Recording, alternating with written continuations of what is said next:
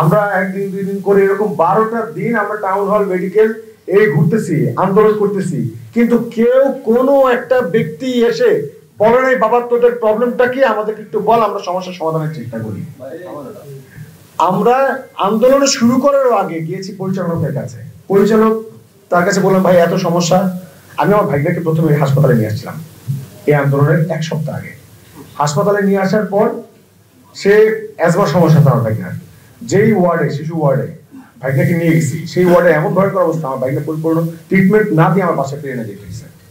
2 নম্বর দাবি, স্বাস্থ্য মন্ত্রণালয় সহ দেশের সকল হাসপাতালগুলোতে দুর্নীতি প্রতিরোধে প্রশাসনিক দক্ষতা বৃদ্ধি, দলীয় লেজর ভিত্তিক ডাক্তার রাজনীতি নিষিদ্ধ, ডিজিটাল অটোমেশন এবং স্বচ্ছ জবাবদিহিতামূলক টাস্ক ফোর্স গঠন করতে হবে।